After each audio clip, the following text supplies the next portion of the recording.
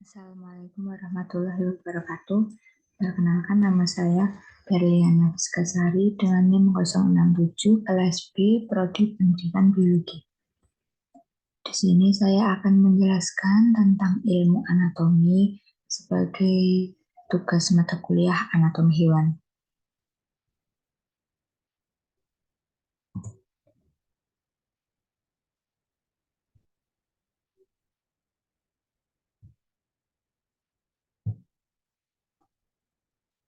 Cakupan dari ilmu anatomi sendiri yaitu ada 7.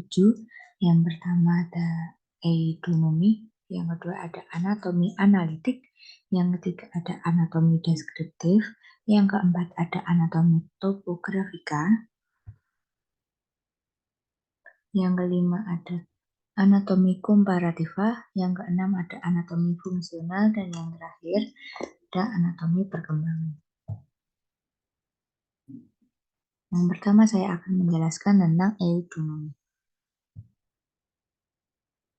Eidonomi adalah studi tentang bentuk dan struktur dari karakteristik eksternal suatu organisme. Contohnya, kenampakan luar tubuh ikan terdiri atas 3 bagian, yaitu kepala, kaput, badan trunkus, dan ekor atau cauda. Contoh, padat otot utama prosom terdiri dari otot dorsal dan ventral yang berpasangan. Yang kedua ada anatomi analitik. Merupakan suatu studi yang menganalisa bagian-bagian tubuh yang telah terpisah dengan mengurutkan preparat dari yang paling besar hingga yang paling kecil. Contohnya adalah alat sekresi berupa hati jika diuraikan akan menjadi beberapa bagian, lobus kanan, lobus kiri, lobus quadratus, dan lobus kuadrat. Yang ketiga ada anatomi deskriptif. Cara pendekatan ini dengan menguraikan setiap sistem yang ada dalam tubuh manusia.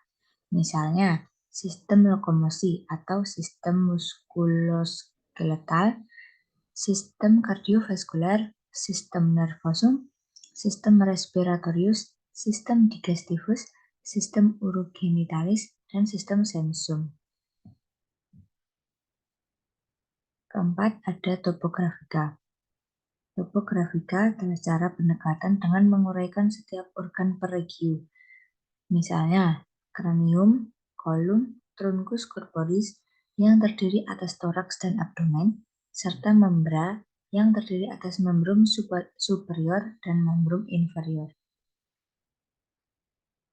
Kelima ada komparativa, yaitu anatomi yang mempelajari pembandingan struktur tubuh manusia dengan hewan. Misalnya kaki depan manusia, burung, buaya, kelelawar, lumba-lumba, dan pengerat hewan telah dimodifikasi oleh evolusi untuk melakukan fungsi yang berbeda.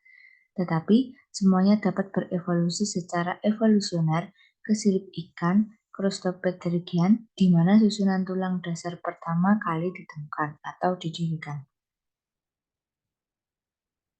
Yang keenam, anatomi fungsional, yaitu mempelajari klasifikasi dan filogeni, konsep homologi dan analogi, serta analisis sistem organ tubuh hewan yang meliputi struktur kulit dan organ indera, sistem kerangka dan otot, sistem pencernaan, sistem respirasi, sistem sirkulasi, sistem ekskresi dan osmoregulasi, sistem reproduksi, sistem syaraf, serta kelenjar endokrin dalam kaitannya dengan adaptasi dan fungsinya. Terakhir ada anatomi perkembangan, yaitu anatomi yang biasa disebut dengan embriologi, yaitu cabang anatomi yang mengkaji perubahan-perubahan sel dari pertama hingga akhir. Manfaat dari mempelajari ilmu anatomi sendiri yaitu yang pertama, mempelajari bentuk lokasi dan fungsi struktur tubuh. Yang kedua, berguna untuk diagnosis penyakit. Yang ketiga, berguna untuk kepentingan pembedahan. Dan yang keempat, untuk membandingkan kondisi normal dan abnormal suatu bagian tubuh.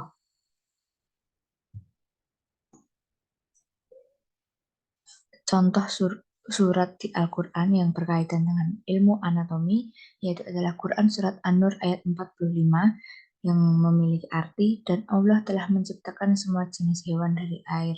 Maka sebagian dari hewan itu ada yang berjalan di atas perutnya, dan sebagian berjalan dengan 2 kaki, sedang sebagian yang lain berjalan dengan 4 kaki. Allah menciptakan apa yang dikehendakinya. Sesungguhnya Allah Maha Kuasa atas segala sesuatu. Contoh surat yang kedua yaitu adalah Quran Surat Al-Baqarah ayat 166. Sesungguhnya dalam penciptaan langit dan bumi, silih bergantinya malam dan siang, bahtera yang berlayar di laut membawa apa yang berguna bagi manusia dan apa yang Allah turunkan dari langit berupa air, lalu dengan air itu dia hidupkan bumi sesudah mati keringnya, dan dia sebarkan di bumi itu segala jenis hewan dan pengisaran angin dan awan yang dikendalikan antara langit dan bumi. Sungguh terdapat tanda-tanda keesaan dan kebesaran Allah bagi kaum yang memikirkan. Sekian presentasi dari saya. Apabila ada kesalahan dan kurangnya saya mohon maaf. Wassalamualaikum warahmatullahi wabarakatuh.